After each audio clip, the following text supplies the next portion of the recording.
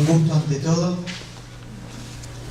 Creo que se escucha igual sin micrófono, pero me parece que vale la pena el micrófono para el registro audiovisual.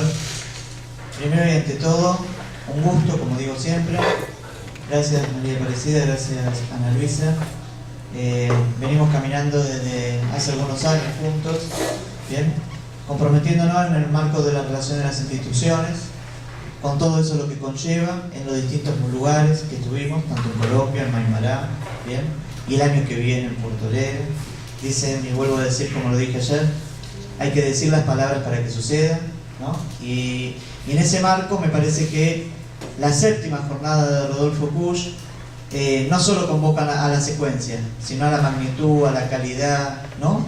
Me parece que hay algo ahí de lo profundo del trabajo, de lo que vienen desarrollando tantos profesionales dentro de la academia o fuera de la academia en su propia acción. Boaventura de Sousa Santos dijo el viernes pasado, y tiene que ver con un libro de él, que es: estamos huérfanos de teoría, pero tenemos demasiadas acciones que se teorizan. Me parece que ahí Rodolfo Kusch fue un adelantado en darse cuenta que la sabiduría práctica para tramitar la vida era simplemente un rasgo en el paisaje, cuando nosotros pensamos nuestra vida como única, universal, cierta, con toda la certeza necesaria. Y a mí me parece que el campo de la educación es tan cierto que no piensa en el lenguaje que lo habita. Por ejemplo, los que están dentro del sistema educativo tienen una denominación, el docente o el alumno, pero los que están fuera, los destinatarios a los cuales no llega el sistema educativo, no tienen nombre. Algunos le dicen desertores, por una lealtad de la cual nunca fueron convocados.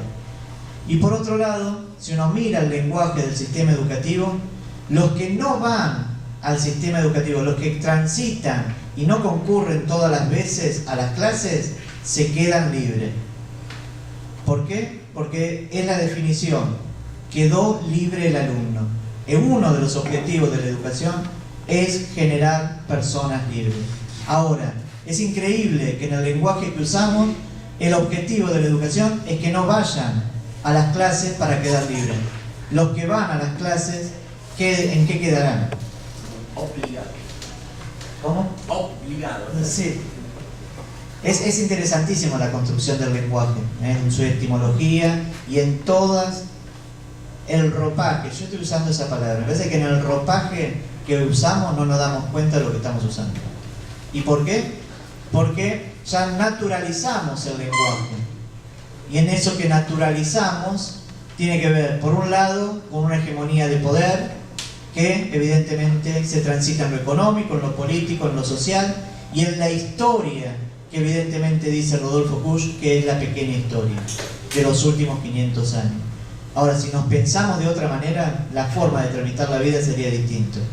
Entonces, yo voy a empezar a hacer como un recorrido entre lo que por nosotros podemos aportar al campo de la educación, desde la lectura de Kusch y otros tantos autores, pero por otro lado desde la misma acción de lo que nosotros venimos generando en la universidad.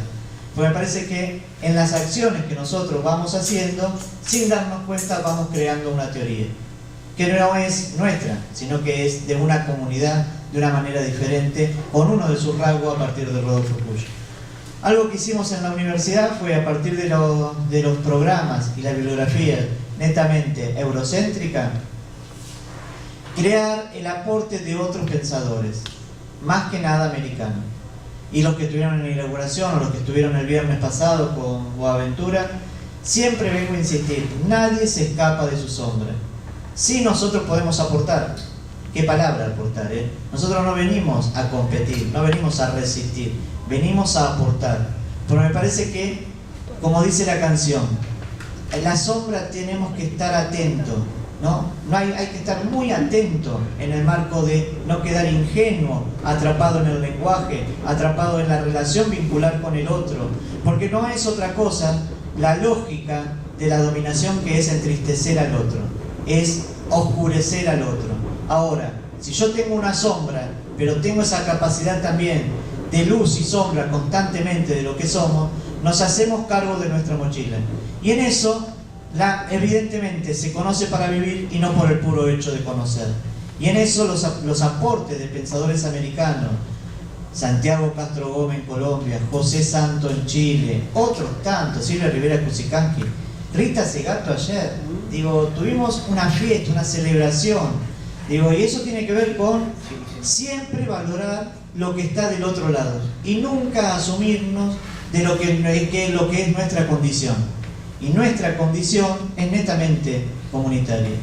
¿Por qué? Porque es en una comunidad donde somos. No somos aislados por los individuos, ¿no?, del alto bienestar, la mercantilización de la vida y alejados de las cosas. Es ese patio del objeto que tenemos, que estamos rodeados.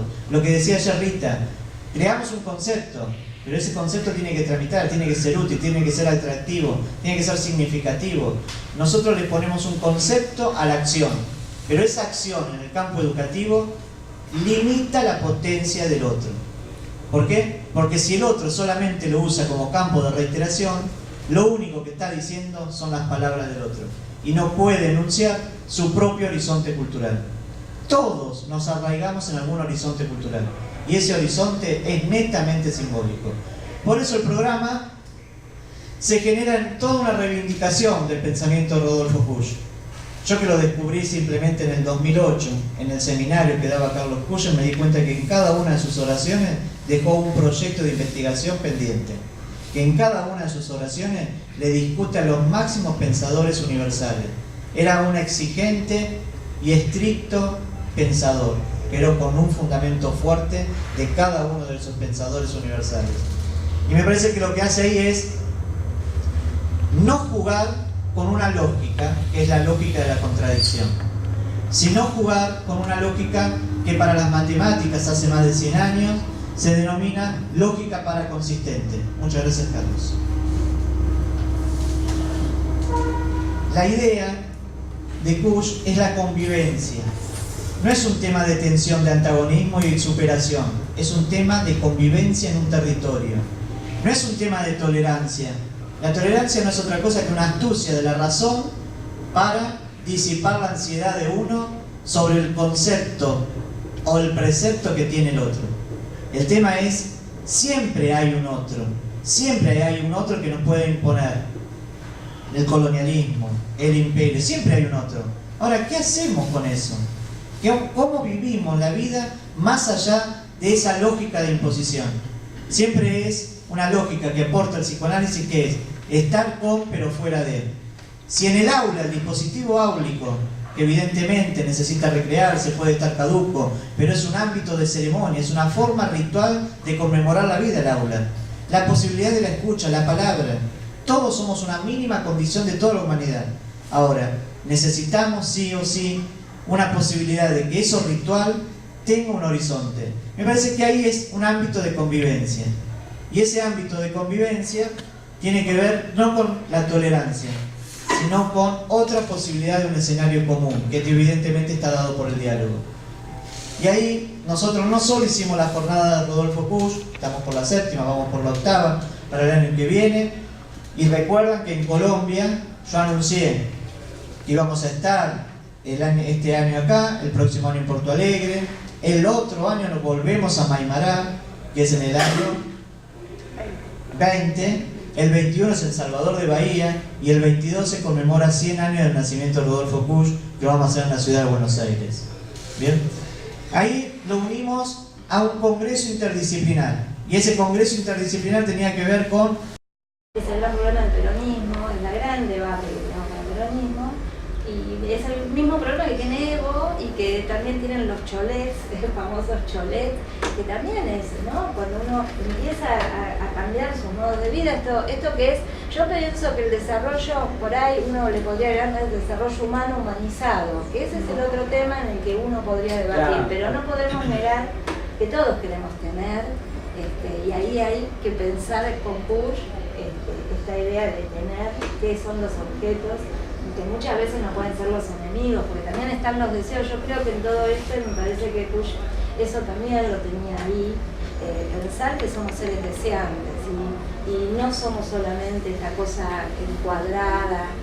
Pensar los deseos, pensar desde los deseos es poder construir también nuevos modos de ver mundos. Y desde esos lugares, vos nombraste a Jauretche y él escribió Los profetas del odio y la chapa. Bueno, Rita Segato habla de problemas racializantes de Latinoamérica. Entonces hay odios ancestrales, ¿no? Y que nos han educado, o nos hemos formado dentro de esas. O esta cosa de, está buena esa pedagogía solillera, que tiene que ver con lo que explicamos. Claro. Porque Puche tuvo la solilla. Exactamente. No fue aceptado por la academia. No. No fue aceptado por la academia. Si él, Sigue sin serlo. Sigue cuando sin serlo. de lo que se Ni queja siquiera nombrado, lo que hemos pasado. hay algo que se queja, Algunas academias ni lo nombraban. es que hoy en algunos ámbitos académicos se presenta el Kusch que interpela su formación filosófica, eurocentrista, pero dejan de lado su cuestión política, su militancia. Entonces, pocos intelectuales en nuestra historia le ponen el cuerpo, le pusieron el cuerpo, salvo Pampilla, y son los que no están básicamente. Pancuro, Rodolfo, pocos intelectuales le pusieron el cuerpo. Entonces, qué sé yo, si no termina siendo como este bigotito, como se llama, caparrós. Claro, Que te sentás desde ahí arriba y dices, no, yo era un loquito militante en los 70. Año 65 venían las cintas de Madrid. Claro. Y algunos teníamos acceso a esa cinta y yo iba a la casa de él y llevaba las cintas y las escuchábamos en el grabador y yo me lo acuerdo así, en la mesa acodado así, escuchando las cintas de Perón y terminando de escuchar la cinta los dos y ponernos a conversar y hablar sobre lo que decía Perón y esos son mis recuerdos de Puch. Por eso digo. Acá levantó la mano. Sí, solo porque por el tema de recuperar eso de que como la academia lo rechazó, no lo aceptó, pensar en la posibilidad de, bueno, las orillas o lo que pase alrededor nuestro, ¿no? A veces mejor.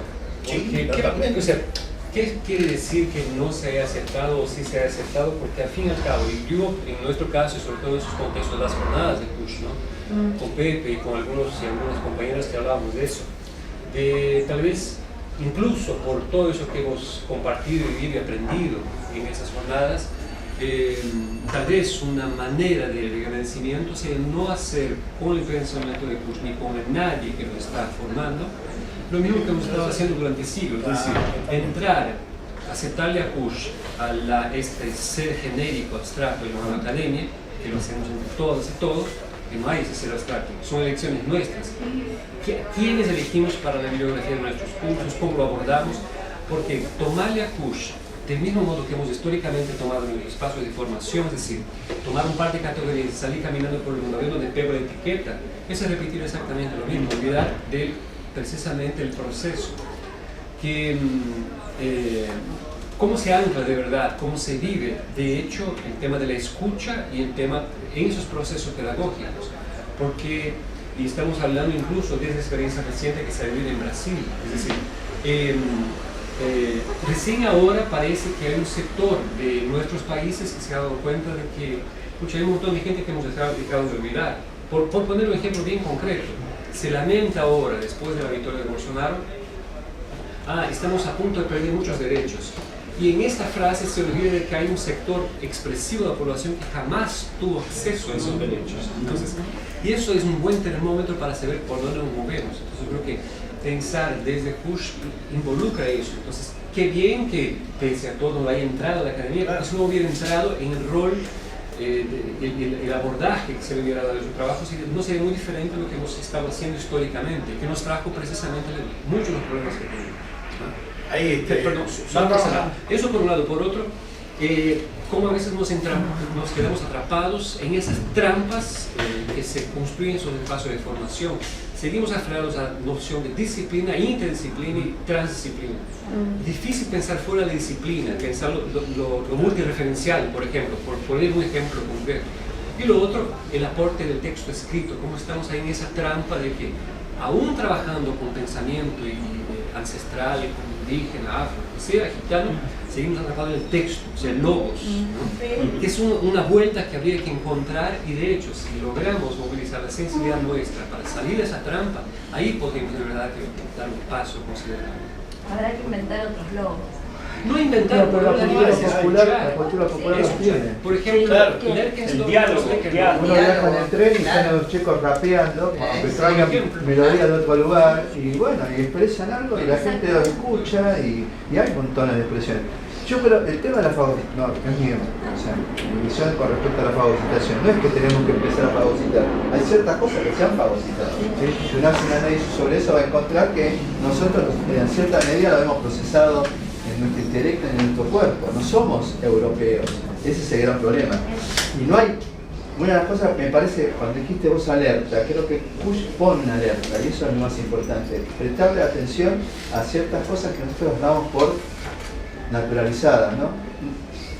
No hay ningún universal caminando por la calle. Europa nos trajo la idea de que hay universales caminando por la calle. No hablan, ni respiran, ni comen. Los universales es una abstracción. Esa cultura de masa. Claro, pero pensar que en esa forma así universal, determinado tipo de cosas, me parece que hay cursos que ponen la alerta de bajar a tierra y escuchar al otro, ¿sí? Y no ponerle las anteojeras o la mirada que con las categorías tradicionales y tampoco reemplazarlas con nuevas categorías, que también es eso que está diciendo vos, ¿no? Que vamos a hacer lo mismo y vamos a repetir con otra narrativa lo mismo que hicimos 400 o 500 años. El reformismo progre. Claro. Ese es el problema, no La progre. Yo tengo una pregunta para los argentinos. Que referências vocês buscam agora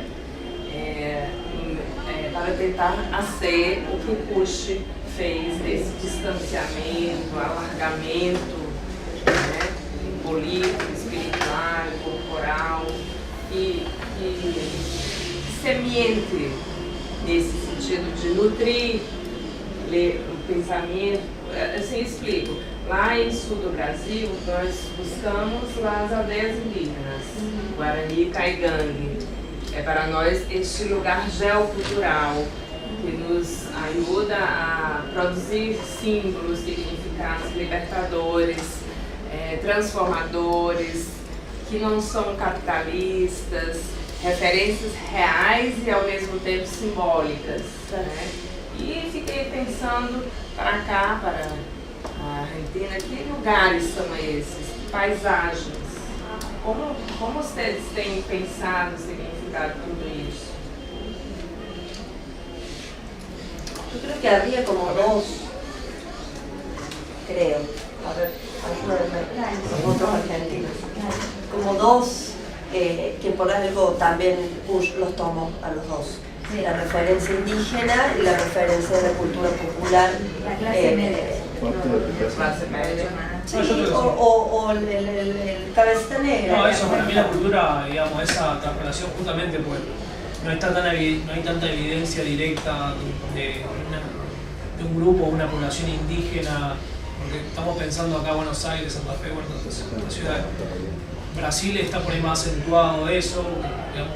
Pero no todo Brasil tampoco, no, ¿no? Brasil no. Territorialmente es tan diverso planteo como monocultural nuestro, sería como nuestro es país. eso, porque no solo la cultura guaraní representa al Brasil, me parece a mí, sino como un Brasil Por eso me diverso. parece que hay tanta diversidad Entonces, como me parece que no se puede nosotros. pensar solo la cultura guaraní, por ahí de la zona donde Sí, ustedes trabajan. sí. Es como pensar, por ahí Kusch también es esto, un cuestionamiento de decir, solo anduvo en la Puna, y no anduvo en la Patagonia, y no anduvo entre nuestros guaraníes.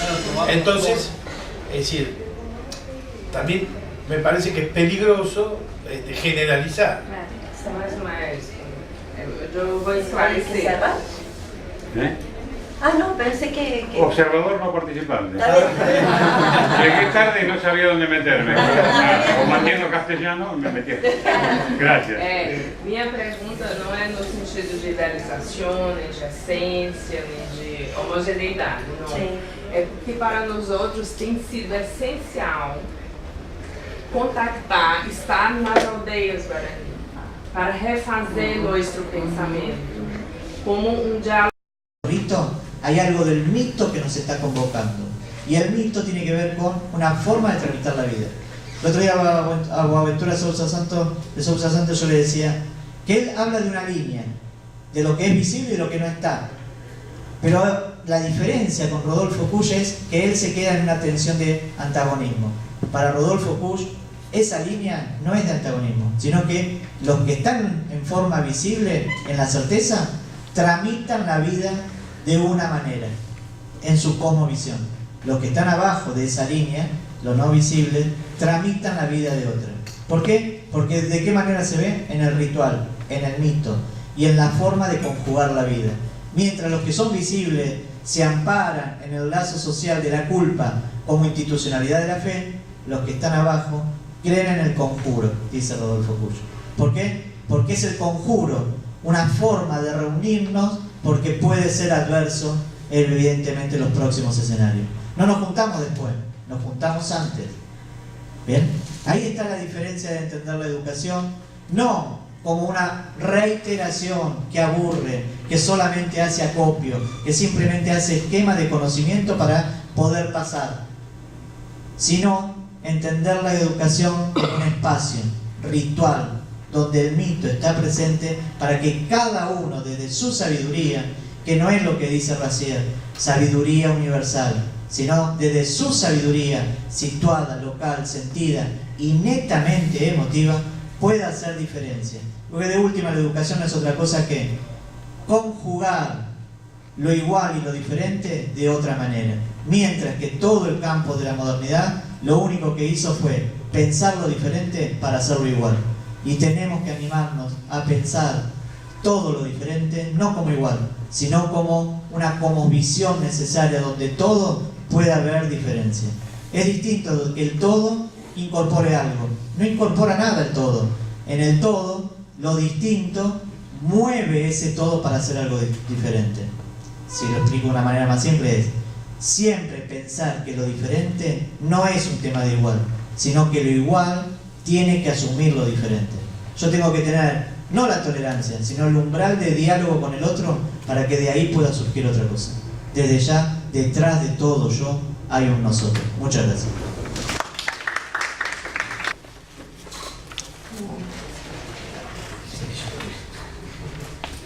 Agradecer por estar aqui e fazer essa fala e dizer que vou falar em português despacito para que as pessoas de acá treinem a língua para o ano que vem, que vamos a Porto Alegre.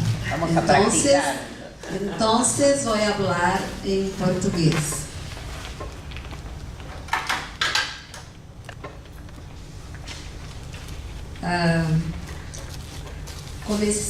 Nós começamos, ontem já falava, a estudar a obra de Kusch na Faculdade de Educação da Universidade Federal do Rio Grande do Sul.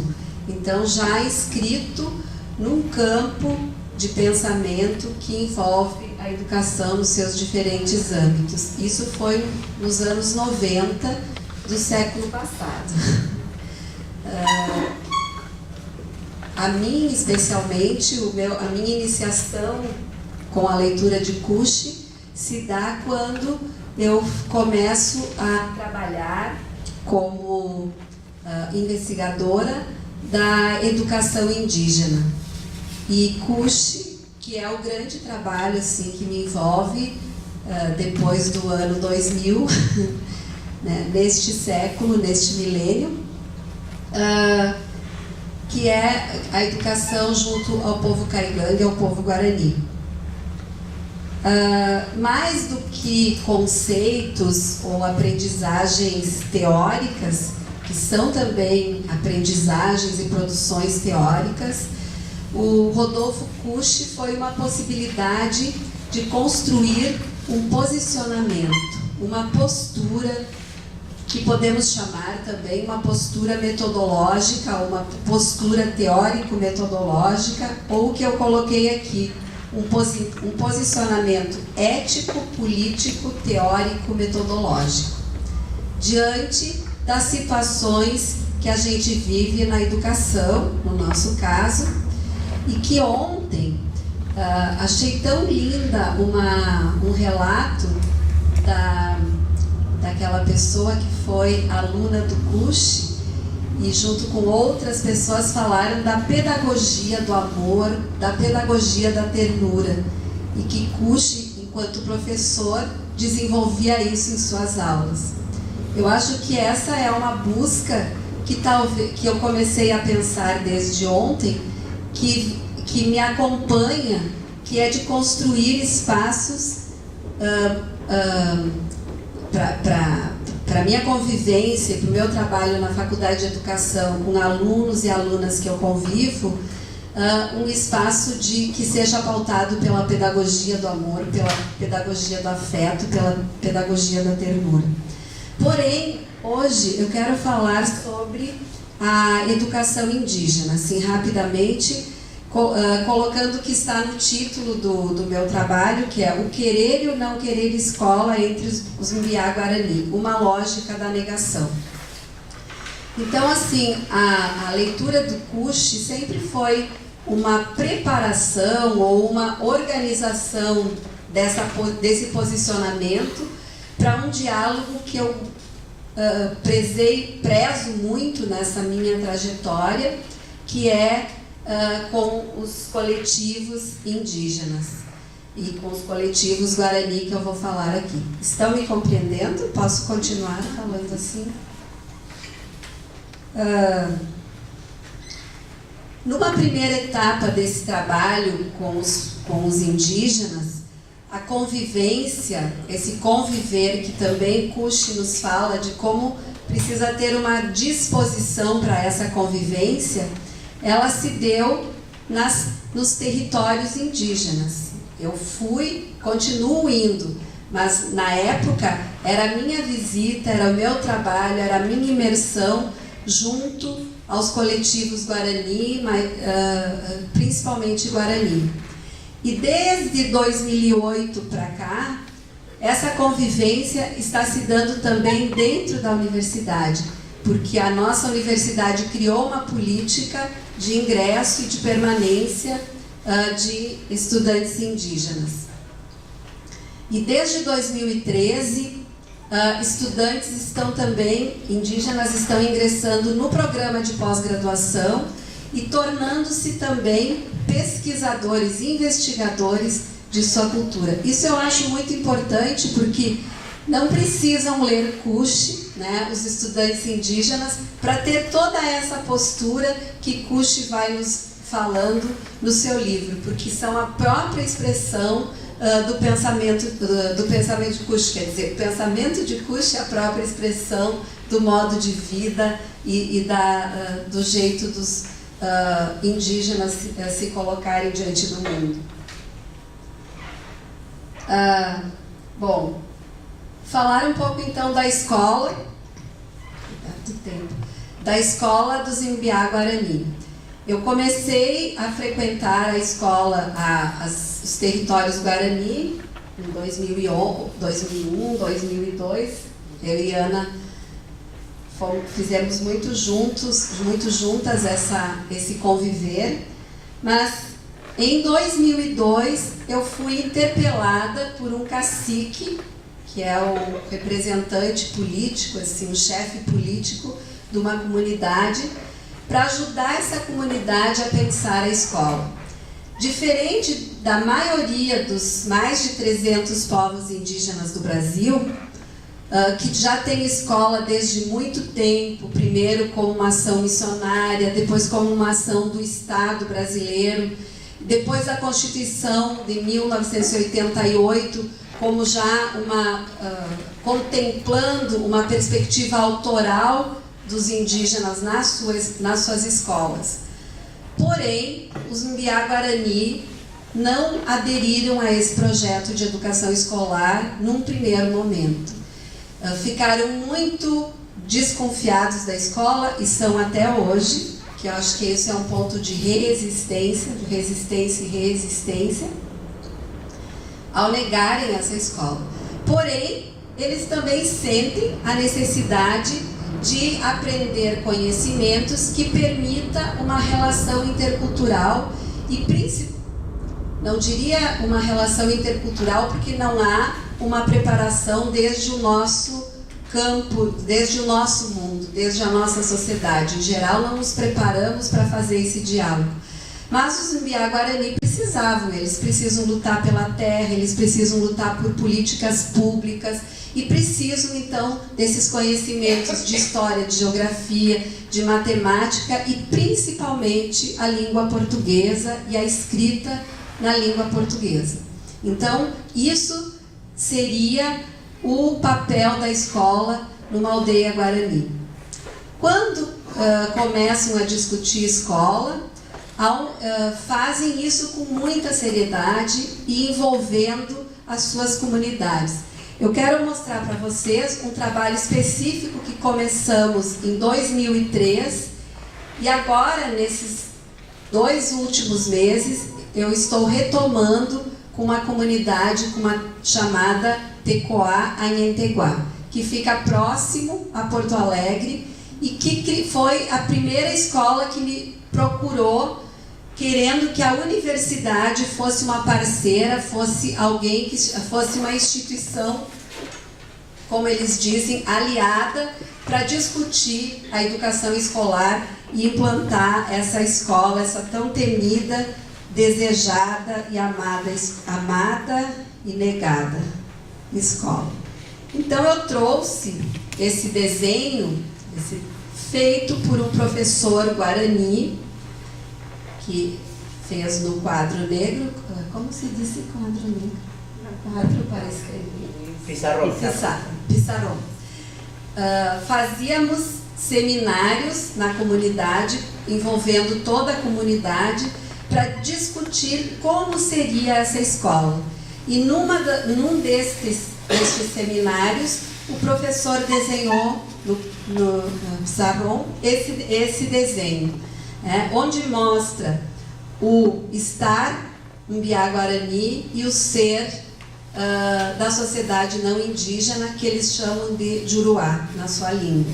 Então, assim, é o mundo dos grandes animais, é o mundo das grandes tecnologias, é o mundo da devastação das árvores, é o mundo das grandes fábricas, das grandes antenas, e o mundo guarani que se assenta principalmente na natureza e na opã. Essa casa que está mais próxima à árvore aqui, feita de barro, é uma opã, que eles chamam, que é a casa dos rituais e que também eles denominam a nossa universidade, quando eles querem mostrar que o seu conhecimento é um conhecimento que precisa ser considerado.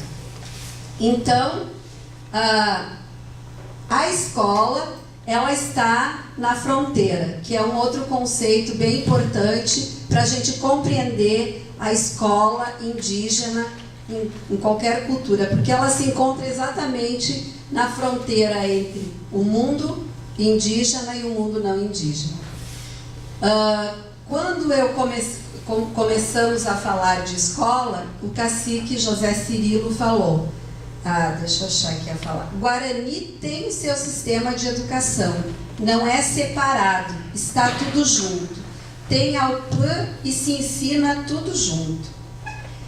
E aí ele mostra que ele tem um conhecimento, mesmo que seja um conhecimento intuitivo, de não ter participado desta escola, mas ele sabe que essa escola, ela traz uma educação separada, ela traz um modo de vida diferente do modo de vida que existe na Tecoá.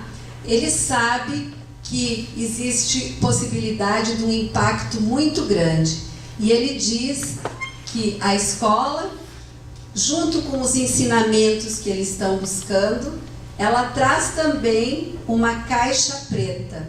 Não sei se entendem, se compreendem. Na caixa negra. Isso, na caixa negra. Que eles não sabem o que está dentro dessa caixa preta. E que, portanto, eles precisam estudar muito esta escola. Esta escola, que é mestiça, né, que é híbrida, que está no meio, na fronteira, que tem uma parte que é de concreto, com um telhado como se faz na cidade, né? E tem uma porta que sai para o mundo dos Juruá, o mundo dos brancos, o mundo dos não indígenas. Mas ela também tem uma parte no desenho que é uma casa tradicional, né? Com todas as características da casa tradicional. E tem uma parte da porta que leva para dentro da sua comunidade. Então eles estão mostrando que eles estão presentes e que, com todos os perigos que a escola pode representar, eles têm o cuidado para que essa escola não produza impactos muito grandes na sua comunidade. E nesse pensamento, nesse fazer, nessa discussão que busca manter uma integridade, que ontem falávamos também assim, a negação como uma possibilidade de manutenção de uma integridade, essa busca então de manter a sua integridade enquanto um povo, enquanto uma cultura, enquanto uma cosmologia, né? Ela precisa negar essa escola, ela precisa contrapor esse estar indígena nesse ser que se impõe a partir da escola. Porém, ao mesmo tempo eles sabem que aí há uma fagocitação. Então, quando eles falam da escola, no primeiro momento foi o estudo que eu realizei, de como os Guarani se apropriavam dessa escola, tornando essa escola também sua. Como há uma fagocitação, como há uma mistura entre a concepção de escola que vem da modernidade europeia e da concepção de mundo que vem da UPAN, da natureza e do modo de vida Guarani, que eles chamam do Imbiarecó.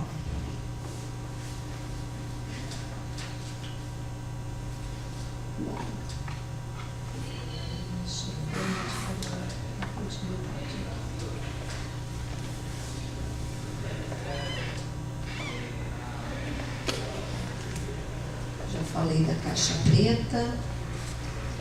E esse processo. E daí os Guarani, quando falam que essa escola é também sua, eles dizem que estão guaranizando a escola, indianizando essa escola. E falam isso, é uma compreensão hoje que eles têm, né, e especialmente nessas discussões, reflexões que fazemos hoje, depois de 15 anos acompanhando essa caminhada, às vezes mais próxima, às vezes mais afastada, e nesse momento sendo convidada para voltar lá de novo para discutir essa escola, eles vão percebendo que eles precisam indianizar a escola, que eles precisam guaranizar a escola para que ela não os branqueie, que é o jeito que eles dizem, que não querem branquear, se tornarem brancos com a ação da escola na sua comunidade. E daí eu comecei a observar vários comportamentos que, a princípio, parece algo assim que está fora do lugar. Parece não, está mesmo. Uma das questões que eu aprendi com o Cuxi foi, um dos aspectos, um dos posicionamentos, é que a gente precisa olhar para os povos indígenas não com o olhar que vê a falta, mas com o olhar que vê o que tem. E em relação aos Guarani, olhar em relação ao que tem em abundância. Que os europeus, quando fizeram os primeiros contatos, eles chamavam de divina abundância, porque chegavam aqui e podiam saciar sua fome, tinham uma receptividade do povo Guarani, que foi um dos primeiros povos contatados. Em 1508. Então, eu queria pontuar alguns aspectos que eu percebo como uma lógica da negação da escola. Então, a escola começa a funcionar, em várias comunidades não querem escola. Nós temos ainda hoje no Rio Grande do Sul umas 5 comunidades Guarani que não têm escola. Quando eu comecei o trabalho, havia 12 escolas Guarani e havia 12 professores. Hoje são 27 escolas e 55 professores Guarani. Porém, algumas comunidades ainda acho que não precisam da escola. Não é que não se apropriem da leitura e da escrita, mas tem outras formas para conhecer, para aprender a ler, escrever e a falar português. Então, essa é uma primeira negação, de não querer escola. Agora, os que requisitam escola e querem escola, como é que eles tratam essa escola? Então, primeiro que não tem uma continuidade, inclusive poderíamos pensar uma continuidade progressiva dessa escola e dessa escolarização dentro da comunidade. Essa escola, entre os Imbiá Guarani, é uma escola sempre interrompida. Ela funciona, daqui a pouco tu vai lá, não tem aula, daqui a pouco tu vai lá, já não é no mesmo lugar, daqui a pouco tu marca para ir assistir uma aula, ou te convidam para tu ir de manhã, tu chega lá, a aula é de tarde. Então, assim, parece que está tudo organizado, e daí, assim, eu como professora que acompanha educação indígena, os gestores da Secretaria de Educação, agora a escola Guarani vai. Aí, daí uma semana tu vai lá e a escola fechou, ou o cacique mandou fechar por 8 dias, ou deu um conflito grande, saem os professores todos da escola. E daí, assim, pra gente que quer ver tudo certinho, dá uma certa... E eu comecei a olhar para esses modos, assim, de interromper, de não ter uma continuidade, como uma negação. É não se entregar a essa escola que pode destruir essa totalidade cósmica, essa integridade guarani. E assim, em relação à limpeza, por exemplo, que eu nem coloquei aqui, mas me lembrei de falar. Eu chegava na escola nas primeiras vezes e ficava juntando cascas de bergamota, tentando limpar a sala de aula. Depois eu me dei conta que conviver com a casca da bergamota é um modo Guarani, e que isso não é sujeira, assim como a terra também não é sujeira, e entra para dentro da escola, nos pés das crianças, nos bichinhos, nos animais que estão dentro da escola, o urubu que fica lá no teto pendurado, ou às vezes perto de uma criança. Então, assim, é uma escola que tem vários elementos que estão dentro dessa lógica da negação. A lógica da negação como uma condição existencial desses sujeitos que produzem a sua vida.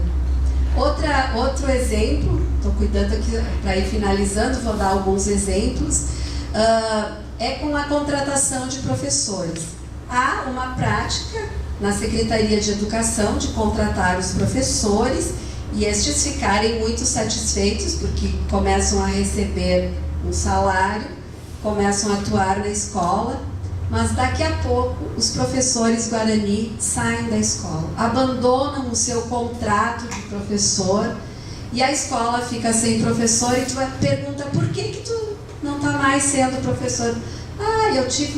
Eu fui acompanhar meus parentes, eu fiquei com saudades da minha mãe que está morando numa outra comunidade. Eu fui acompanhar meus avós porque eles estavam muito sozinhos. Eu resolvi ir para São Paulo porque eu queria conhecer outras pessoas Guarani, viver em outras comunidades.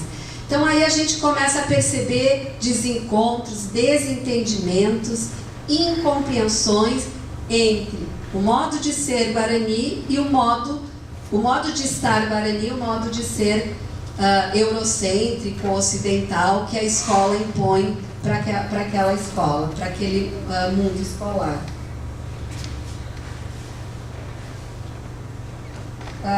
Outra questão assim, que eu queria também pontuar é em relação à formação de professores Guarani. há uma exigência entre os Guarani de que os professores sejam formados pelos seus mestres, pelos seus professores, que são os mais velhos, as mais velhas, majores, que são chamados de Caraí e Cunhã Caraí, que são os que detêm a grande sabedoria do povo Mbiá-Guarani. Então, começa a dar desencontros, porque a Secretaria de Educação e a própria universidade não reconhecem esses conhecimentos, esses saberes como saberes e conhecimentos. E eu poderia ficar citando a lógica da negação em muitas ações cotidianas que, numa leitura desatenta, poderia, eu dizer, fazer a leitura do que falta nessa escola. Essa escola não está funcionando bem, faltam dias letivos, falta organização. Porém, assentada no pensamento de Cushi, eu consigo enxergar nessa escola uma lógica da negação que permite os Guarani continuar sendo Guarani. E daí, nesse desenho que o Alberto depois fez no papel para me dar de presente, porque eu acabo também sendo uma pessoa que acompanho esse processo e que tem um certo reconhecimento. Eles dizem, me chamam de Cida. A Cida é quase nossa avó da escola, né, em relação à escola, porque ela nos acompanha desde os primeiros tempos. E então há uma relação também de reconhecimento que não é contínuo, porque às vezes a gente não consegue nem chegar, né? Então, assim, tem fases de amor e fases de negação, que também estou lendo por uma outra perspectiva. Tem uma partezinha aqui antes de falar. Eu queria dizer que na filosofia do Guarani, essa lógica da negação à escola se dá a partir de um modo de estar no mundo que, em primeiro lugar, considera a formação da pessoa no caminho da busca da perfeição. E há toda uma filosofia indígena da busca desse Candiri ou Aguide, que é a coletividade que é a busca da perfeição de cada pessoa, ou a busca da terra sem males, Livi Maraí. Então, o Guarani está sempre na busca de tornar-se outra pessoa, tornar-se Deus. É a ambiguidade de uma aspiração que acompanha cada pessoa, a de ser homem ou de ser pessoa e Deus, e deuses. É a profunda espiritualidade evidente no modo de vida dos Guarani, que produz outras lógicas de aprendizagens, o silêncio, o mero estar. E isso alimenta essa ambiguidade, ou mostra essa ambiguidade que o Cushi nos fala, desse dizer sim e desse dizer não, ou essa lógica da negação. Então, quando eles falam da escola, eles mostram o desenho da sua escola num lado do papel, desenham essa escola que está nesse lugar de fronteira, e do outro lado há um escrito Guarani, que quando o Alberto me presenteou, ele falou, esse é um sonho. Há pouco tempo, levando esse desenho para a escola e trabalhando com a comunidade, eles resolveram traduzir para o português, pela primeira vez, porque nunca tinha sido, já fazia 15 anos que eu estava com esse desenho e não haviam traduzido para o português. Então, traduziram numa das nossas reuniões, o professor Jorge traduziu. E ele dizia, então, o que ele escreveu? Então, contava o professor Alberto, no meu sonho parecia que estava no outro lado do mar. Lá se podia viver em harmonia, tranquilidade total. O tempo não passava, a noite não existia. O tempo era eterno, os passarinhos cantavam o dia todo, sem ter medo de nada. Também não existia cansaço. Lá tem uma casa muito grande, com várias portas enfileiradas que iam até onde os olhos não podiam ver mais.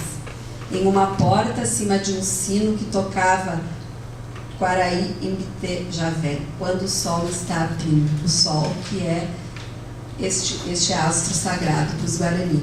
Então, isto me fez pensar que assim como eles afirmam essa escola, eles negam essa escola, colocando a sua filosofia, o seu modo de estar no mundo, que é o sonho, que é a busca da terra sem mal, que é essa busca da perfeição, em primeiro lugar.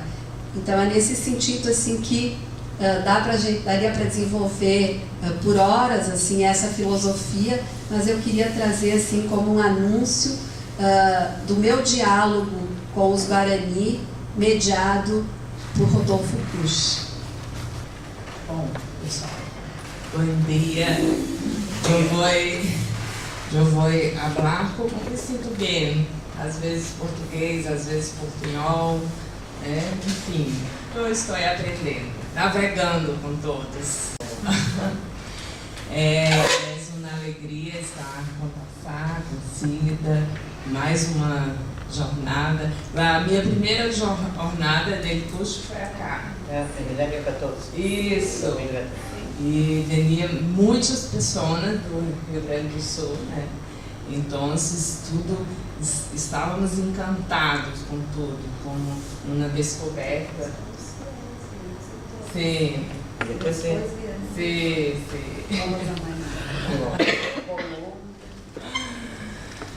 Então, é muito importante para nós esse diálogo e principalmente para mim, o diálogo que tenho feito com Kusch e os Guarani, para pensar a educação. E esta casa é muito importante para os Guarani, é o PAN, a cidade Lava. E recordei-me hoje a casa de Kusch em Maimará. O quanto o sentido geocultural que Kusch nos traz fala de um habitat que está sablado, né? Um habitat que tem uma terra, que tem um território simbólico, espiritual, de entrega, de presença, de corporeidade. E isto é uma das questões que mais tem me provocado como persona, como pesquisadora, como investigadora. Esse espaço geocultural e o quanto necessitamos desses espaços geoculturais para transformar, para cambiar a nós outros mesmos e nosso pensamento. Tassá falava que muitas vezes não necessitamos estar na praia, no morro, enfim, em belas paisagens, para viver com intensidade e profundidade. Né? Necessitamos viver com profundidade a partir do cotidiano. E como podemos construir este cotidiano? Isso é uma das questões que temos nos dedicado em nossas investigações. Né? Como podemos construir um território que abarca a mitologia guarani, o pensamento guarani, o solo guarani e a universidade. Em nossas casas também, em nosso pensamento. Então, começou a nos incomodar lá a palavra interculturalidade, como que algo que não dá conta da grandeza que estamos vivendo. Né? E comecei a pensar sobre intergeoculturalidade. Intergeoculturalidade. Né? Colocando gel entre parênteses, para demarcar esse espaço que pode ser a fronteira do vazio cultural que Kusch falava. Que pode ser a fronteira de ultrapassar o medo, que tem sido a convivência com os Guarani. Então, nossas pesquisas têm sido nas aldeias Guarani, como eu trouxe algumas imagens para que possam deliciar-se, para que possam, enfim, presentes. Né? Aqui é uma aldeia guarani numa semana cultural, onde 200 professores iam a cada dia, durante 7 dias, para aprender com os guarani a partir de seus rituais. Né? E acá são, à direita são não indígenas, e lá à esquerda são indígenas. E o grande aprendizagem desse dia é o cumprimento Agudjevete, que as pessoas chegavam, os não indígenas chegavam e nos colocávamos em frente aos indígenas e teríamos que nos movimentar e dizer lá a palavra Agudjevete. E Agudjevete, para os Guarani, é desejar que o sol nasça em si mesmo. Que possamos nascer com o melhor de nós mesmos, com toda a totalidade da vida. E esta experiência de dizer Agudjevete foi a grande aprendizagem para os ninhos, para os docentes, para nós outros mesmos. E tinha alguns ninhos ou adolescentes que volviam porque não conseguiam estar numa postura de respeito, de força, de vitalidade. E diziam, Agudjevete. Não, o cacique dizia, volta para a fila, para o final da fila. Porque é necessário que vocês aprendam a palavra fundamental.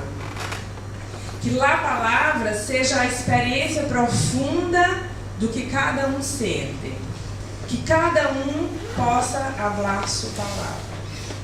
E essa tem sido uma das grandes aprendizagens filosóficas, psicológicas, educativas do convívio com os Guarani. Porque a palavra para os Guarani é o espírito. É um nome que cada pessoa recebe ao decorrer de seu primeiro ano de vida, a partir das divindades.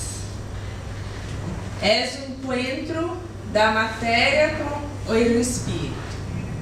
E a linguagem fundamental, a palavra fundamental. E desde aí, a pessoa passa a ter um outro vínculo, uma outra conexão com sua própria vida. É então um exercício permanente, contínuo, de conexão entre corpo e espiritualidade, entre a pequena palavra e a grande palavra, que puxa água, do cotidiano à totalidade. É uma educação que estamos denominando de seminar, a partir dele puxa. Onde o espírito é a semente e a semente é o espírito. Onde possamos pensar a partir de nossa própria comunicação com o espiritual que se expressa no cotidiano da existência de cada um.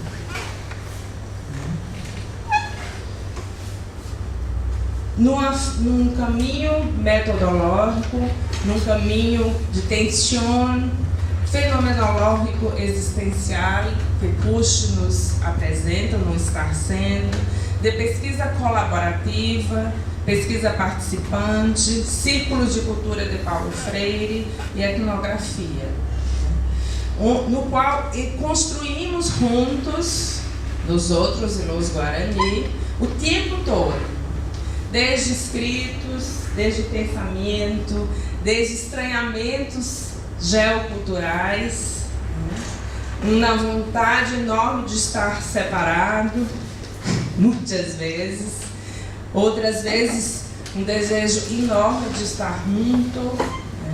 Como eu estava pensando enquanto Cida falava, que é mais ou menos um casamento que deu certo. Já não puedo pensar minha vida sem os Guarani. E meu marido fica um pouco enciumado quando digo para as pessoas que minha segunda filha eu tive a partir dos Guarani. Mas não como indígena Guarani, meu marido mesmo, mas a partir do momento que via que lá criança, lá a gravidez era um presente divino. E eu ficava preocupada, não, eu tenho que escrever tese, eu tenho que trabalhar, ganhar mais dinheiro. E quando via que cada criança era uma vida espiritual, era uma presença, era uma comunhão divina. E então me entreguei mais a isso. E meu marido disse, não habla assim para as pessoas. Bom, mas este Guarani que se hablava, Alberto, este, como tantos outros, diziam que seu grande sonho é que possamos conviver. E que isto seria a construção intercultural. Isso seria o câmbio de nosso pensamento. Lembro muito bem, eu estava com o Alberto almoçando no restaurante e ele estava constrangido. Era um restaurante muito belo e ele dizia: o que quero é que possamos estar juntos, sempre convivendo em tua casa, na aldeia, como uma amizade, como pessoas que se encontram, que se amam, que se odeiam, enfim, como humanos. E isso nós outros temos construído nas universidades, tanto na Unisc como na Universidade Federal do Rio Grande do Sul. Cá é uma imagem de um grande Guarani, que vocês vão conhecer quando forem em Brasília, Verapotã, ensinando as crianças, os ninhos não indígenas, a brincarem. E teníamos 200 ninhos não indígenas na Universidade de Santa Cruz do Sul. E eles brincavam, falavam, e um ninho de 4 anos disse: precisamos conhecer mais os Guarani.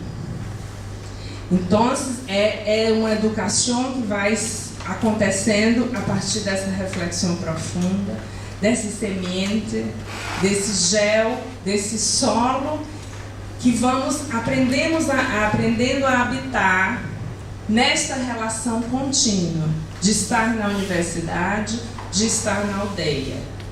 E de assim poder simbolizar a partir da mitologia indígena, Guarani, a partir do nosso modo de viver também. Aqui é um encontro em São Paulo, dentro da casa de reza. No Rio Grande do Sul, nós outros não podemos entrar na casa de reza, na UPAM. Em São Paulo, eles liberaram a gente. E onde os rituais mais profundos acontecem. E que têm que ser mantidos em mistérios.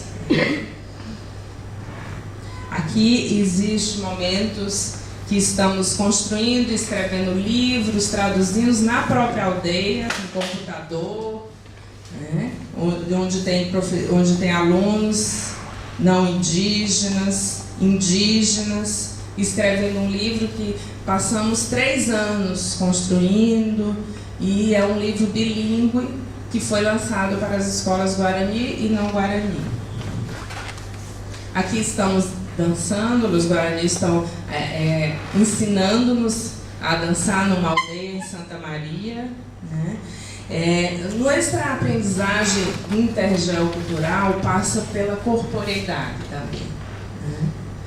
Né? Acreditamos que nosso corpo pensa. E isto é o pensar seminal. Isto é a educação seminal. Quanto mais elevamos o sensível, mais as pessoas pensam com autonomia. Este é um encontro com o Espírito. Porque minha palavra é minha palavra. hablo do que vivo, hablo do que sinto com os outros, com as outras pessoas. Mas é minha palavra.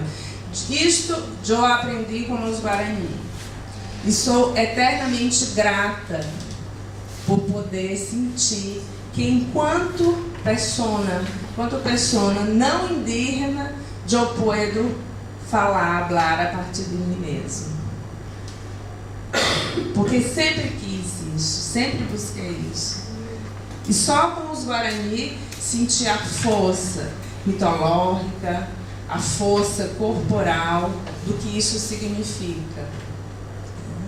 E temos trabalhado na perspectiva da aprendizagem para que lá as pessoas possam encontrar essa educação seminal.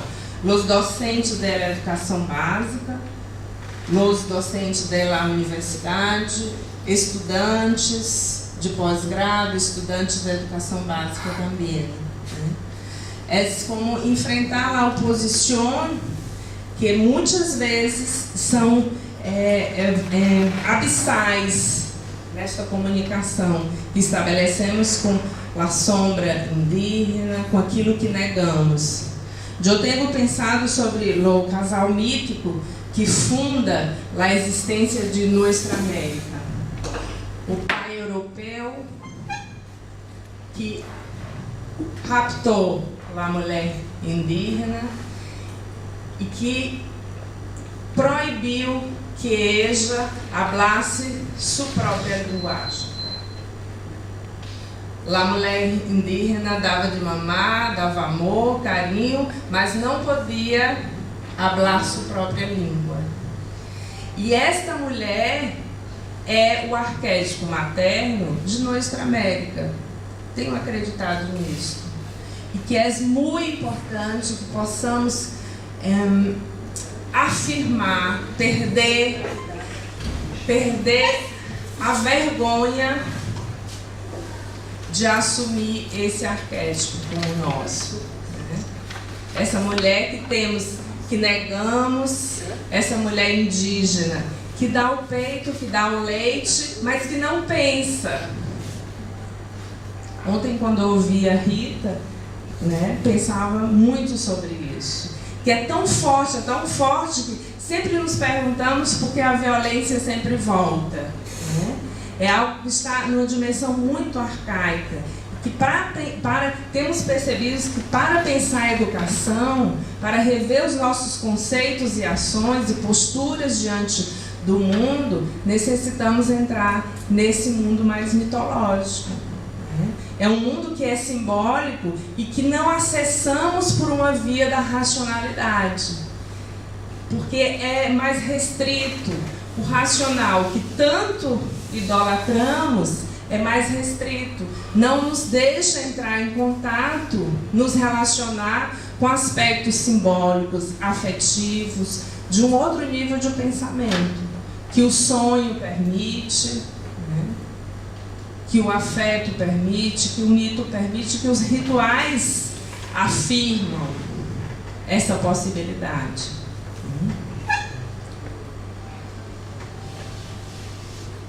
Então, o pensar seminal está sendo algo muito importante como base para uma educação seminal, nesse processo de intergeoculturalidade que estamos vivendo em nossas universidades, e que necessita, sim, da presença dos Guarani, necessita das aldeias, para que possamos acessar o melhor de nós mesmos. E quando volvemos, isso já está sendo nosso cotidiano, possamos lidar de uma forma mais forte, mais capaz, mais espiritual, mais racional, no sentido de uma razão sensível, para ultrapassar esse vazio intercultural, para ultrapassar aquele padrão que a gente nunca deixa de viver. Aquilo que sempre nos perguntamos, porque sempre voltamos para o mesmo ponto. O que necessitamos na nossa educação?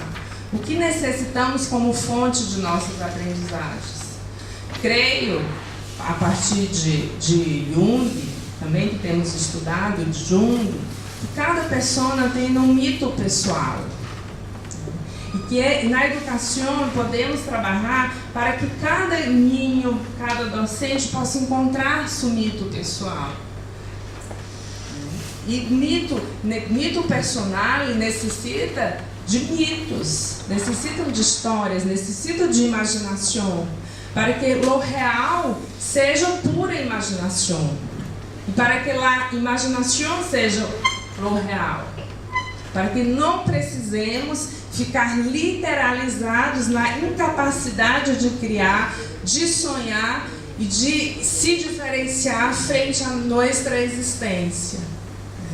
Que é algo muito que identifico no princípio de reciprocidade dos Guarani. Essa capacidade de estar profundamente interligado, em conexão com o universo, com as regras das aldeias, com as divindades espirituais, e é nessa interligação, interconexão, que cada um emerge como persona diferente, como persona que pode criar. E assim, uma perspectiva alimenta a outra dimensão. O coletivo alimenta o individual e o individual alimenta o coletivo. A discussão do coletivo deixa de ser ideológica. Palavra vazia. Que muitas vezes nos alimentamos como intelectuais que reproduzimos. A nomeação que Rita falava ontem, e logo associei, pode ser a nomeação que o próprio Guarani tem quando recebe o seu espírito. O conceito pode ser essa nomeação espiritual, que é verdadeira para si mesmo e que passa a ser verdadeira para o outro, mas cada um tem a sua. Mas não, isso não impede que cada um tenha a sua, que não tenha sentido para o coletivo, porque cada um, a palavra espiritual, ela se fortalece na medida que ela vai ganhando sentido nesse coletivo. Então, isso é uma educação de uma ressonância empática com o universo, com os animais, com os deuses, consigo mesmo. E lá, os ninhos são fundamentais, são a semente para que tudo isto aconteça. Porque toda a filosofia guarani, toda a educação guarani é pensada a partir dessa mitologia que ganha sentido, que ganha força em cada criança que aparece. Outro dia, já estou finalizando também, outro dia liguei para Santiago e tinha tido uma imaginação ativa com o pássaro, um pássaro azul e branco, e perguntei para eles. Santiago é um cacique de uma aldeia que provavelmente vocês vão conhecer, é muito especial. E comparto algumas questões mais íntimas desse sonho e perguntei para Ege, e Ege disse: tu estás pensando em ter algum ninho? Eu disse: não, Santiago, não. Então Ege falou: és um novo começo, é um ponto de partida, é um espírito que nasce, que vem para a criança. Como eu não estou pensando em ter filho, eu compreendi de uma forma simbólica. É um encontro com a minha própria palavra. E que eu creio, a partir dos Guarani e do que nós temos trabalhado, que cada um pode encontrar a sua própria palavra. E que isso tem sido o princípio educativo dessa relação intergeocultural. Mas tudo isso não acontece se a gente ficar só imaginando os Guarani, ou se a gente ficar só falando sobre os Guarani. Por isso a presença corporal, espiritual, mítica, nos diversos espaços, eles são fundamentais.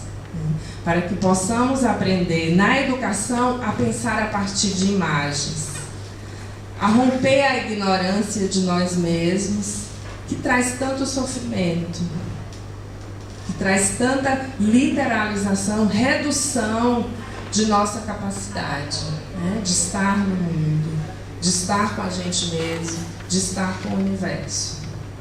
Então, finalizo falando para vocês, hablando, que cada um também possa falar, porque tenho repetido muito essa palavra e ela nunca é repetição.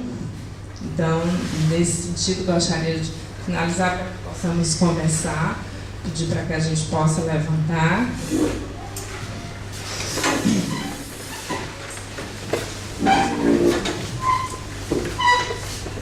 Vamos fazer uma ronda, roda como é círculo.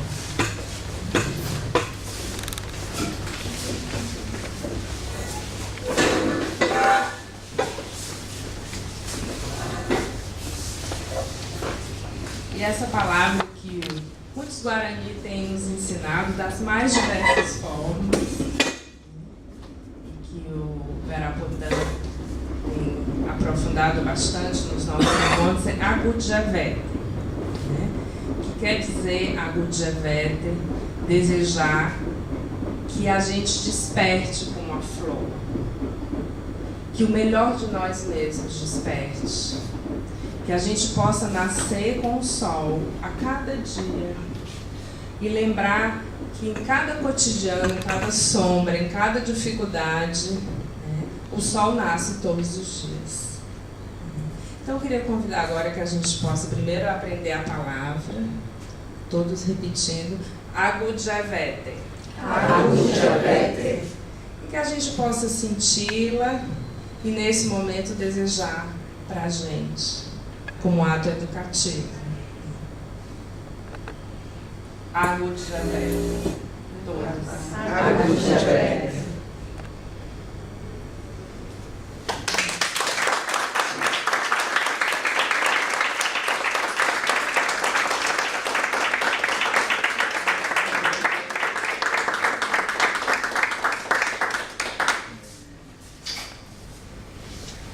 Tengamos un momento de diálogo, ¿no quieren? ¿Tienen preguntas, inquietudes, aportes?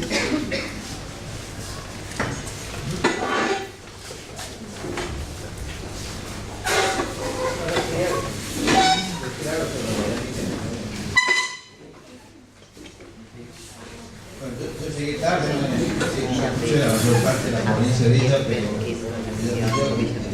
estoy totalmente convencido de que los guaraníes, así como por ejemplo en África los bongos quizás y después los bambaras, son los que tienen toda una mitología y son cultura de la palabra, porque a la hija de Marcy Grigol, ¿no? que debe ser la mejor quizás antropóloga que así se vio en no se escucha. El micrófono está encendido y se lo ponemos más cerca de mí, ¿no? Ahí está. Entonces, recuerdo de Genevieve Canán Grigol, la hija de Marcel Grigol, bueno, que escribió un ensayo como de 800 palabras sobre la concepción del lenguaje de los Dogón, ¿no? Y es tan complicado que involucra la música y todo eso, que creo que a nivel de África la cultura superior en el sentido que el valor que le da la palabra. Y en América yo no tengo duda de que la guaraní es la cultura de la palabra por excelencia, ¿sí? Porque lo primero que hacen Dios es crear, Ñamandú lo primero que hace es crear a los 4 dioses menores que con sus respectivas mujeres van a dar las palabras alma a los hombres. Y lo primero que cuando nace un chico no se lo bautiza así nomás como hacemos nosotros, sino que esperan quizás hasta un año, depende cómo el chamán o el ñanderú, digamos, el sacerdote puede interpretar, saber cuál de los 4 le manda, porque uno no le puede poner cualquier nombre. Cada uno de los dioses, por ejemplo, Caraí, que es el signo del fuego, tiene como 20 nombres. Yo le puedo elegir uno de esos nombres. Entonces todo, por ejemplo, ellos quizás a veces nos desprecian, ¿no? Nos menosprecian por lo menos, ¿no? Porque, es decir, primero porque hablamos mucho y ellos piensan que es un instrumento sagrado la palabra, que hay que usarla con la moderación que exige lo sagrado, ¿no? Y segundo porque mentimos, que para ellos es el peor de los delitos. Fíjese qué raro, para nosotros el crimen, matar a un semejante es uno de los mayores delitos. Y sin embargo, ni el mundo andino, ni el mundo guaraní, que se puede decir que cubre todo el Atlántico, ¿no? Todo tutí guaraní, pone el crimen como delito mayor. Y yo, interpretando, que puede parecer duro, ¿no? Por lo general, ustedes saben que todos los cambios en el mundo se dieron a través de la sangre. Tiene que correr sangre para que las cosas cambien. Eso está en el espíritu de la tragedia. En cambio, no hay en el espíritu de ninguna tragedia, ¿no?, el hecho de que la mentira y el robo, que son dos cosas muy ligadas, porque el que roba tiene que mentir, ¿no? Y eso lo estamos viendo a diario, ¿no? O sea, son elementos que no dan fruto, nunca dan ningún fruto, ¿entiendes? O sea, y por el contrario, a veces es como una picadura de un insecto que pudre una fruta, ¿entiendes? O sea, ellos saben que introducir una cosa falsa en un mundo verdadero pudre todo. Es decir, si de pronto a ella le robaron el celular y usted dice, yo no fui, pero ella sabe que algunos de ustedes, ¿no es cierto? Y ya todo el sentido de pertenencia, de estar ligado a ustedes, que después de haber dado toda una experiencia, se rompe. Se acaba la sociedad con el robo y con la mentira, ¿no? Entonces, en ese sentido tiene mucho que enseñarnos, sobre todo en este tiempo, ¿entendés? Una cultura que bueno, incluso que es la que más ha resistido también a la... Yo he trabajado a veces por guaraní, cuando hicimos, ¿no?, la ley, una ley que incluso la iglesia después se arregló para... contrató a antropólogos y abogados para poder destruir la ley esa, la destruyeron, ¿no? Era que David les reconocía, bueno, le daba la base para que puedan tener territorio, ¿no? Pero como eran personas que muy libres, que no tenían la sujeción al territorio que sí tienen en zona cordillerana, digamos, a veces ellos tenían, supongamos, eran como 40 comunidades. De pronto conoció una chica de una comunidad, se iba ahí, después volvía, si se peleaba, y nadie le decía, no, vos no sos de esta comunidad, andate, ¿entendés? Y por eso había que establecer una especie de idea de territorio, no de comunidad, porque no eran verdaderas comunidades, eran grupos, ¿no? Es decir, son personas totalmente libres, ¿no? Y yo incluso sé de uno que dejó morir a su hijo para no pedirle remedios a los curas, ¿no? Que estaban en la campaña, había dos comunidades que estaban ya semi evangelizadas y pensaban que eran Racrán y Merutí, y ellos querían tomarlo como símbolo, diciendo, si ustedes vienen aquí van a tener educación, van a tener salud, etc. Y dijeron, no, guárdese la salud, guárdese la educación, guárdese los alimentos, ¿no es cierto? Porque incluso tenían hambre, pero no van a tener mi espíritu, no van a tener mis palabras, ¿no? Y eso que decía yo, eso de que la búsqueda de cada uno es encontrar sus propias palabras, ¿no? Yo soy escritor y creo que ahora tomo conciencia de que en ese aspecto, para algo me gustaron siempre los guaraníes, ¿no? Porque, es decir, dan la palabra el valor mayor de todo, ¿no? Y creo que eso, primero es encontrar la propia palabra y después, que no es nada fácil, ser siempre fiel a esa propia palabra. Y no usar la palabra en vano, porque dicen, te veo mañana a las 3 y no aparece nunca, ni se excusa ni nada, ¿entiendes? Hacemos un uso muy malo de la palabra, ¿no? Así que gracias por esta clase.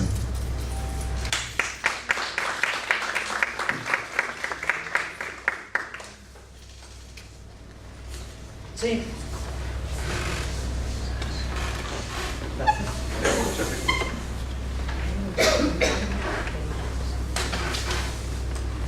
Buenos dias. Buenos dias. Eu fiz anotações dos celulares, eu não quero o celular para organizar meu pensamento.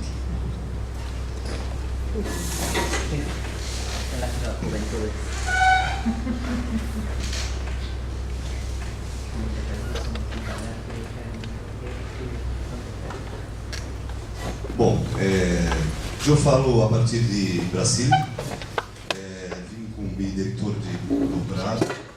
Em Brasília, atuo em ensino médio, secundário, ensino secundário, adolescentes, num instituto chamado Instituto Federal de São Paulo.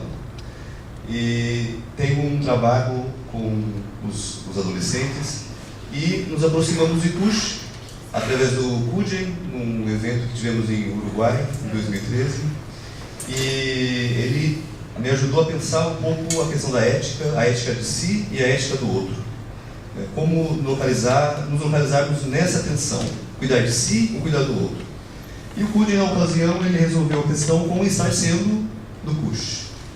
E a partir de então, o estar sendo, o CUSH entrou em nosso grupo de estudo e começamos a aprofundar a leitura do Cush, os conceitos do Cush. Então viemos acá como aprendizes, né, como aqueles que querem receber, e a partir de então convidamos o professor Pepe para ter uma fala lá em São Paulo, na Universidade de São Paulo, na Unesp, para levar para o Brasil e para aquela região especificamente essas ideias. Porém, para nós outros, está ainda muito confuso como relacionar o Cush, o estar sendo especialmente, com o ensino básico não indígena. Como levar esses conceitos em termos especialmente de práticas de ensino, de metodologias. E as duas falas foram muito interessantes, porém são falas a partir do território indígena. Como fazer isso? É necessário vincular a discussão indígena para levar Cush a uma escola básica não indígena? Como pensar a educação seminário dentro de um território ocidental, sem necessariamente levar a discussão da causa indígena? É possível ou não? Aproveitando já a ocasião,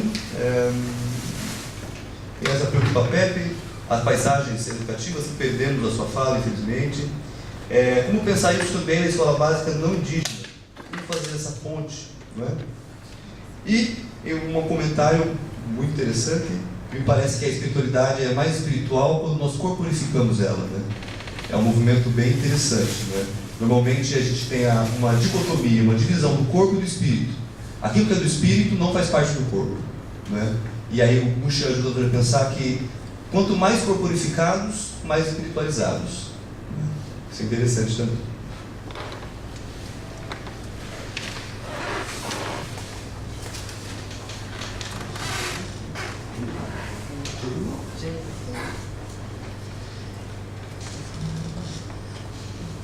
Muito obrigada, Genivaldo, pela tua pergunta, né?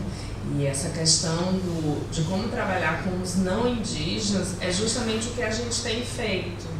E a nossa pesquisa é de aprendizagens intergeoculturais com indígenas e professores não indígenas, que é diferente, claro, da experiência, ampla experiência da Cílica na escola indígena, mas que também extrapola, né?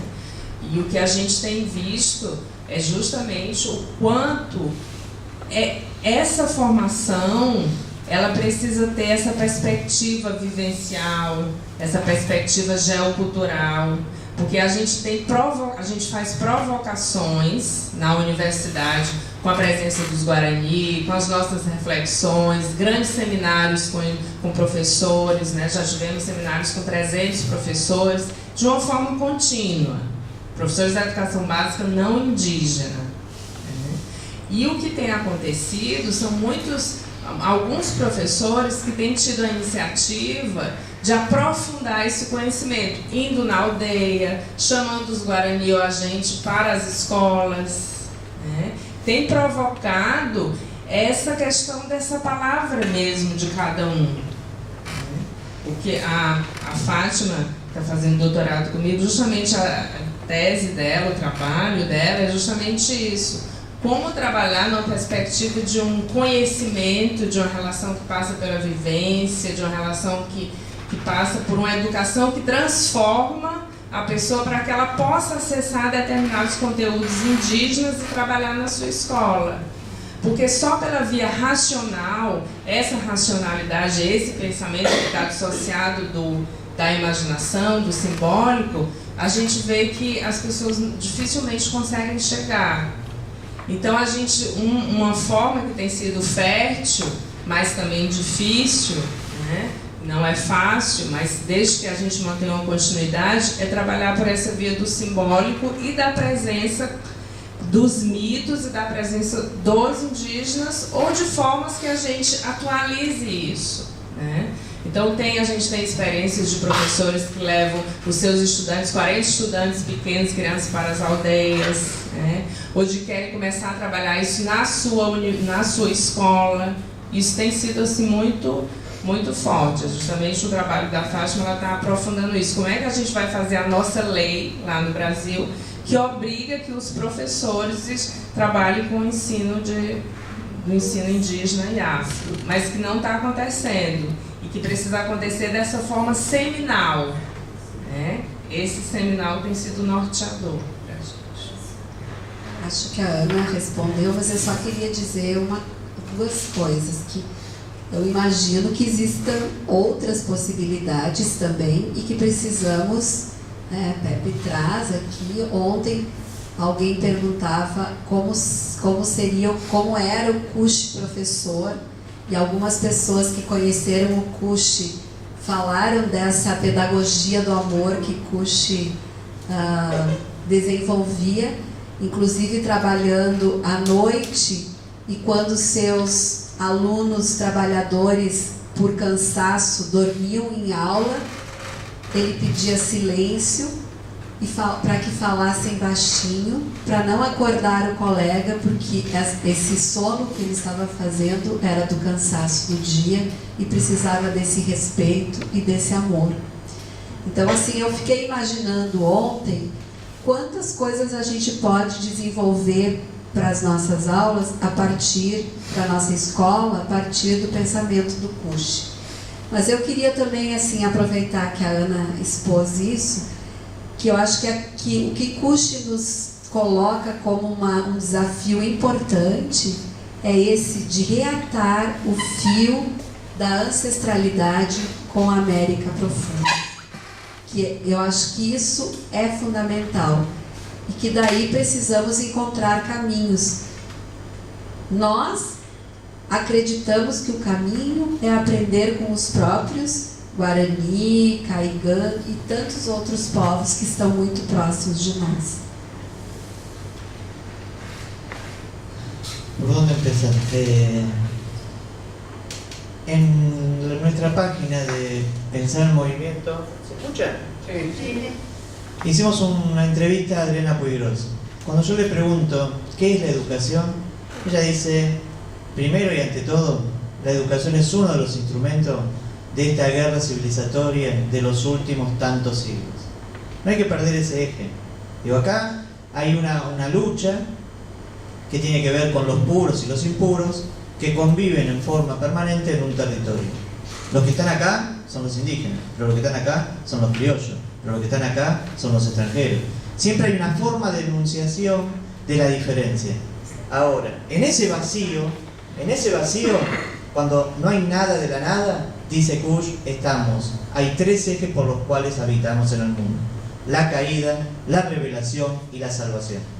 Me parece que anteponer en el sistema educativo solo la reiteración de un concepto, como dijo ayer Rita Segato, es no darse cuenta que la acción es acción por sí misma. Y más que nada es ritual, mitológica, siempre en un paisaje. Y el paisaje, como lo dije al principio, es si yo pongo micrófono en un pizarrón y te pregunto, ¿dónde está el micrófono? ¿Acá? ¿Ahí? ¿O acá? ¿O acá? ¿No? Entonces el paisaje no es constitutivo nuestro. Nosotros necesitamos diferenciarnos, pero evidentemente en la caída, en ese vacío intercultural, hay algo que no aparece, que no tiene que ver con la educación, que es lo emotivo, la pasión, ¿no? Lo negado nunca aparece en el dispositivo áulico. Mira esto, todo pulcro, todo limpio. ¿De qué nos estamos escapando? El sistema educativo tiene que primero, ante todo, darse cuenta que somos una especie rara, ¿no? Nos conjugamos en conjunto para transmitirnos saberes socialmente significativos, para la mercantilización de la vida.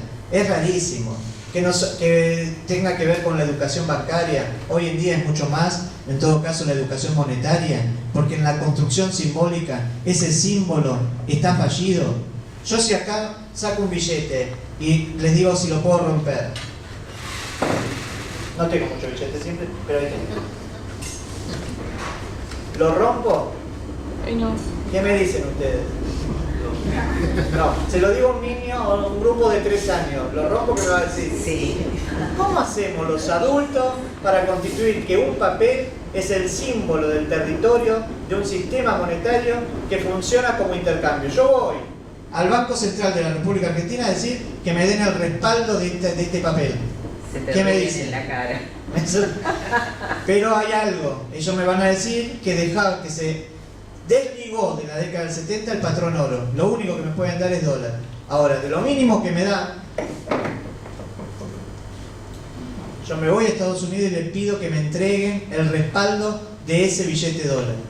Y me dicen que no hay. Toda esta construcción es una lógica de confianza. Por eso el sistema educativo es netamente simbólico. Y en eso simbólico está el paisaje. En eso simbólico, el que le da condición de posibilidad es netamente los negados. Por eso siempre hay que estar muy atento. Por eso yo sigo siempre insistiendo, estar atento con nuestra sombra, por todos los símbolos que habitamos.